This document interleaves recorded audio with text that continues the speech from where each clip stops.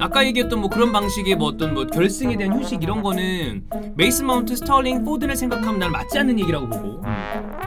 근데 만약에 뭐 이렇게 하고서 이긴다, 그럼 뭐 다 괜찮습니다. 이기면 돼. 결과가 좋으면. 근데 만약에 왼쪽 트리피어 쪽에서 좀 안 좋은 모습이 나온다거나 경기적으로 봤을 때 경기력이 좀 안 좋다거나 그러면 이제 그거는 사우스게이트한테 화살이 가죠. 그죠. 자, 전반 스타트. 요거 기대되는 경기입니다. 네. 기동성 면에서 자, 골대! 아오! 5분 만에. 필포드 5분 만에 보여줬습니다. 오. 야, 이거 사이드백들이 고생 좀 하겠는데 크로아티아는. 네. 크로아티아는 공격적으로 지금까지 날카로운 모습을 보여주는 건 없다시피 합니다. 15분 네. 정도가 돼가고 있는데 주도권은 잉글랜드가 쥐고 있고 크로아티아는 공격적인 활로를 좀 못 찾는 느낌인데. 네. 포드는 그냥 엔진이네요. 네. 근데 이거는 또 코바치치가 포드냐고 많이 붙어봤으니까 또 성향을 서로 알죠. 그쵸. 케빈 필립스. 오야. 크로아티아의 공격이 뭐 픽포드 근처도 못 가니까 뭐죠? 와, 스털링. 저스티잇에다가 줬어요. 네. 민망하죠? 와, 존나 쪽팔리네. 그거 표정이거든요 지금. 지금 잉글랜드의 오른쪽 공격이 되지 않는 거는 이 선수들이 부진해서가 아닙니다. 선택 자체로 왼쪽으로 해요. 나는 지금의 잉글랜드의 오늘 전반전은 약간 이거 좀 포장만 잘해놓은 내실은 없는 네. 그냥 큰 예쁜 박스 같거든요. 잉글랜드는 실속 없는 종류 그리고 실속 없는 공격 쪽에만 지금 시간이 더 쏠리고 있고.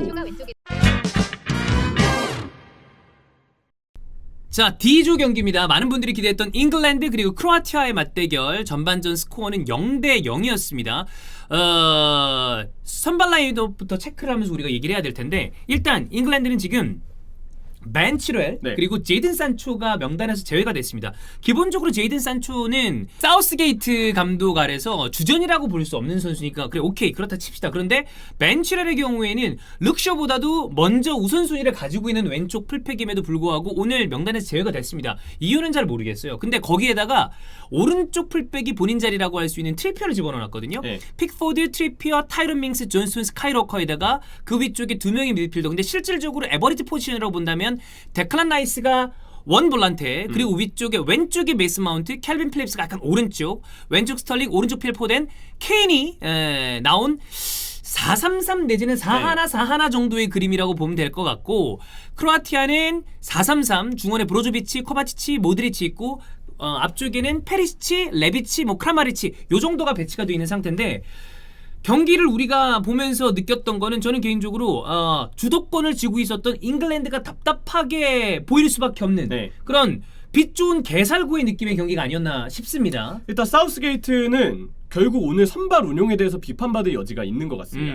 물론 본인은 본인이라게 하는 것도 그렇고 경기 전에 나온 보도들 중에 루크쇼랑 벤치렐이 오늘 못 나올 수 있는 게 유로파와 챔스 결승의 여파 때문에 못 나올 수 있다는 얘기가 있었잖아요. 근데 이 얘기는 지금 당장 마운트도 스털링도 경기를 뛰고 있기 때문에, 포든도 마찬가지고, 그래서 이들에게 휴식을 보여야 한다는 의미가 일단 중요하게 여겨지진 않습니다. 그래서 일정 부분 트리피어가 왼쪽 풀백에 선발로 나온 건 사우스게이트 감독의 전술적인 해안에서 나온 의도된 선택이라고 해석할 여지가 큰 거거든요. 선택인 것 같아요. 결국 이렇게 되면 경기력에서 왼쪽 풀백 트리피어를 쓴 효과가 나왔느냐를 우리가 봐야 돼요. 그렇지. 근데 트리피어는 일단 왼쪽에서 오버래핑을 나서지 않았습니다. 그 사우스게이트의 잉글랜드가 왼쪽을 위주로 공격을 풀었는데, 일단 스털링은 가운데로 많이 파고들었고요. 오히려 왼쪽 중앙 미드필드에 있는 마운트가 왼쪽 풀백에 오버래핑 하지 않는 공간을 마운트가 오버래핑을 하면서 왼쪽의 숫자를 만드는 과정들이 있었어요. 그리고 트리피어가 오버래핑을 안 하니까 오히려 최전방 공격수에 있는 해리케인이 연계를 위해서 왼쪽에 내려왔어. 참여하는 지분이 많았죠. 네. 근데 여기서 일단 문제가 발생합니다.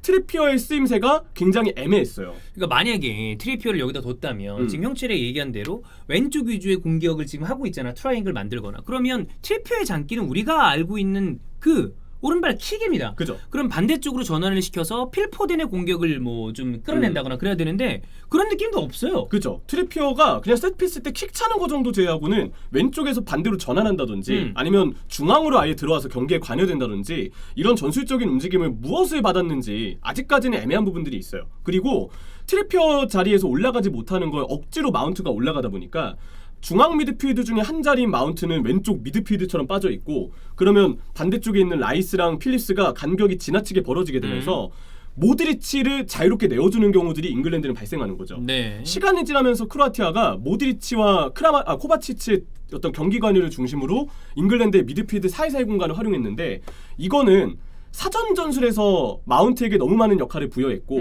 결국 그에 따라 미드필드가 간격이 벌어지는 문제가 발생하면서 잉글랜드가 그대로 밸런스가 무너지는 경우들이 나오게 됐다. 20분 정도까지는 잉글랜드가 확실하게 몰아붙이고 네. 있었는데 거기 그 시점으로부터 45분 마무리될 때까지 점차적으로 크로아티아가 올라올 수 있는 공간과 라인이 올라갔거든요. 그건 그렇죠. 잉글랜드가 공격적으로 경기를 제대로 풀었다고 보기 힘들고 룩쇼와 벤치레를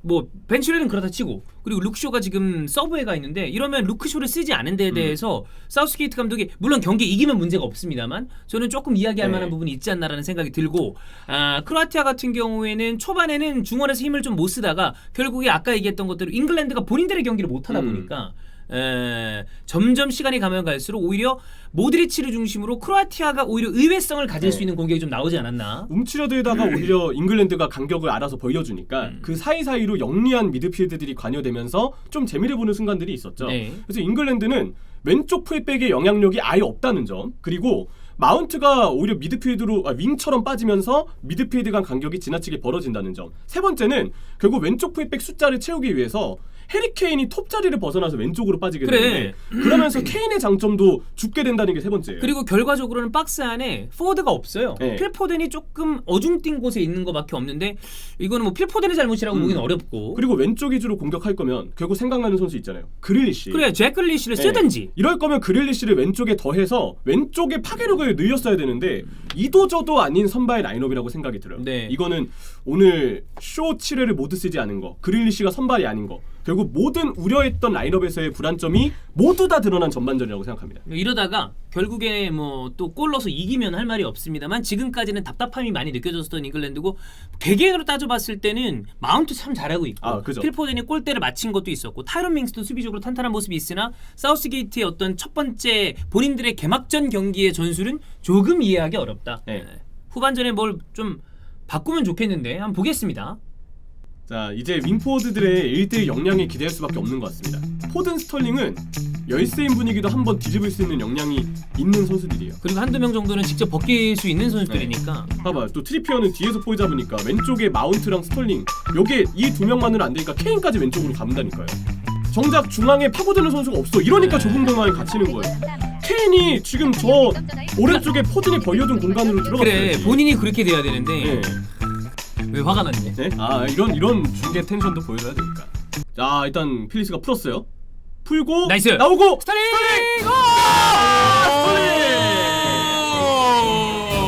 야 그래도 하나 나오네요. 잉글랜드 진짜 존나 답답하다가 하나 풀었습니다. 필리스 움직임이 지금 정말 좋았어요. 워커와 캘빈 필립스 그리고 여기서 이 순간에 스털링을 놓쳤어. 그렇죠. 이거 잘했다. 나는 진짜 지금 봐도 조금 의아하다. 트리피어가 왼쪽에 있어야 될 이유가 없는데 그렇죠. 어떤 장점을 이용하는 것도 아니고 특별한 뭔가 패턴을 생각한 것도 아닌 것 같고 마운트가 왼쪽 윙에 있어야 될 이유도 없어요. 어. 첼시에서 뛰는 위치하고 너무 다르죠. 형철이 형 구경하셨나요? 형철이 노포 굉장히 자부심 있는 표정이네요. 네. 나중에 이력서 쓸 때 써놔. 키 몸무게 그 쓰는 거기다가 노포 괄호하고 이렇게. 자소서로 어. 자, 됐다. 네. 아오. 이거는 케인도 본인의 왼발 쪽에 있기 때문에 그냥 스털링한테 네. 양보를 한 것 같은데 아이리 케인은 전체적으로 좀 오늘 본인의 역량을 보여주기에는 전술적으로 이 선수의 네. 장점을 살릴 수 없는 느낌이었어. 감사합니다. 뭐 어쨌든 내용과 별개로 네. 이겼으면 그거는 또 굉장히 뭐 중요한 결과를 낸 거니까. 자, 잉글랜드와 크로아티아의 D조 경기 1대 0으로 잉글랜드가 첫 번째 경기에서 승리를 했습니다. 스털링의 득점이 있었고요. 57분에 터졌고 그 이후에는 이 경기에서 추가 득점은 나오지 않았습니다. 우리가 얘기했었죠. 잉글랜드가 유로 대회에서 본선에서 굉장히 오랫동안 개막전 승리가 없었다. 9번의 경기에서. 네. 근데 오늘 경기에서 그 징크스를 깼는데 글쎄요. 이겼기 때문에 그거를 뭐 폄하하고 싶은 생각은 절대 없습니다만 잉글랜드 경기 내용을 기대했던 어떤 팬들 입장에서는 좀 지루하고 루즈하고 아쉬운 부분이 많았던 경기가 마지막까지 이어지지 네. 않았나. 전체적으로 경기 스케치를 그려보면 사우스게이트가 공격 방향으로 힘을 주고 나온 부분은 왼쪽이었죠. 좌측이에요. 네, 근데 이 왼쪽에 효과적으로 활용하기 위한 선발 배치는 아니었다는 생각이 듭니다.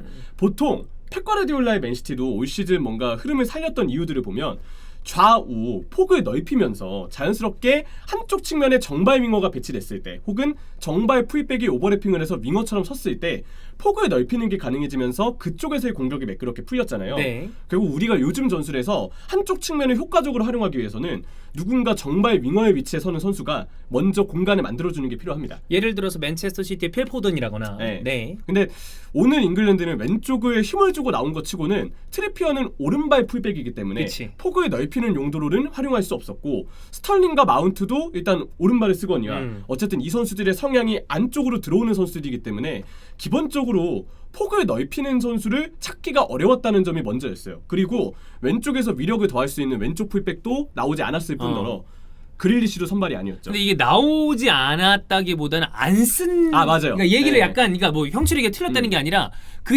여기에 포인트를 주는 건 있는데 안 쓴 거다. 맞아요. 있는데 안 쓴 거예요. 그러니까 벤치레를 명단 제외한 건 뭐 오케이 그렇다 치는데 룩쇼가 있었는데도 불구하고 안 썼고 끝까지 안 썼거든요. 근데 결국 이겼으니까 할 말이 별로 없습니다만 만약에 오늘 경기에서 이기지 못하고 그냥 승점 1점에 만족을 했다. 경기를 이렇게 주도를 했음에도 불구하고 나는 그러면 그 부분에 대해서 사우스게이트한테 굉장히 강한 비판이 갈 수 있는 부분이었다고 생각을 해요. 근데 뭐 이겼으니까. 그렇죠. 대신에 이번 경기에서 한번 좀 약간 아쉬움이 있었듯이 이번 대회 전체적으로 잉글랜드는 계속 사우스게이트의 전술 선택 그리고 전술 선택에 부응하지 않는 선발 라인업 선택 때문에 지속적으로 여기에 대한 평가나 비판이 따라올 가능성을 배제할 수는 없을 거예요. 네. 이번 잉글랜드가 어느 부분에서 지금 불안점을 안고 있는지 또 사우스게이트가 왜 우려 섞인 시선을 받고 있는지를 이번 경기를 통해서 우리는 좀 알 수 있었을 거라고 생각은 하고요. 골 장면이 들어간 건 전반전 내내 왼쪽 위주로 공격을 풀다 보니까 케인도 뭔가 위치를 계속 왼쪽 위주로만 그렇죠. 잡았고 좌측으로 가 있었고. 마운트도 계속 왼쪽에만 머물렀고 그래서 오른쪽 하프 스페이스로 들어가는 케빈 필립스가 워크한테 패스를 일단 잘 받았고. 네, 근데 고립되는 위치가 예. 있었죠 전반전에. 근데 후반 들어서는 말씀하신 것처럼 고립되지 않도록 케인이랑 마운트도 중앙에서 많이 내려오는 움직임을 가져갔고 결국 케빈 필립스가 조금 공간상 이점을 취하게 되면서 자연스럽게 워커, 필립스 그리고 여기에 스털링까지. 스토링 마무리 오늘 좋았습니다 이번 거. 네, 드디어 이 오른쪽 한번 풀렸던 게 골 장면에는 직접적으로 이후 연결이 됐다고 생각이 좀 듭니다. 네. 크로아티아 같은 경우에는 이 먹힌 시점이 57분이에요. 네. 후반전 그 타이밍에 점점 잉글랜드가 경기가 좀 지속적으로 좀 안 풀린다라는 느낌이었고 크로아티아는 모드리치를 좀 중심으로 해서 약간씩 풀어나가네라는 느낌이었는데 그때 딱 스털링한테 맞으면서 분위기가 훅 꺾였고 그 이후에 뭐 여러 가지 교체 카드를 썼죠. 블라시트 썼고 그다음에 파샬리치 썼고 페트코비치 썼고 그다음에 이 볼북에서 좋은 모습을 보여줬던 브레카라도 썼는데 이 팀도 중요한 건 모드리치라는 어떤 월클 미드필더가 있음에도 불구하고 방점을 찍어줄 수 있는 이 최종적인 마무리할 수 있는 선수가 없다는 게 네. 아쉬움이 있다. 그렇죠. 뭔가 선수비 후역습을 준비한 것 같은데 결국 크로아티아의 경기 컨셉은 수동적일 수밖에 없다는 걸 뜻하고 한 골 실점하게 됐으면 이후에 어떻게 반격을 하느냐가 중요하잖아요. 근데 그 상황에서 지공 상황에 놓였을 때 크로아티아의 어떤 팀 공격이나 연계 패턴이 위력을 더했다고 보기는 어려웠던 경기 같아요. 네. 어쨌든 기대했던 것보다는 두 팀 다 좀 실망스러운 부분. 네. 특히나 잉글랜드는 있는 자원을 조금 더 효율적으로 사우스게이트 감독이 써야 하지 않나. 첫 번째 경기이기 때문에 뒤에 있을 나머지 경기들을 봐야 될 텐데 그 경기들을 좀 보면서 이야기를 더 해봐야 될 것 같습니다. 크로아티아가 지금 오늘 첫 번째 경기만 놓고 봤을 때는 형철이가 얘기했던 것처럼 과연 스코틀랜드와 이 조별리그의 대결에서 우위를 가져갈 수 있을 것인가 네. 잘 모르겠다. 그렇죠. 좀 두고 보자. 그렇습니다. 자, 그럼 이 경기는 여러분 이렇게 하고 우리는 새벽 4시에 있을 네덜란드 대 우크라이나 경기 그때 돌아오도록 하겠습니다.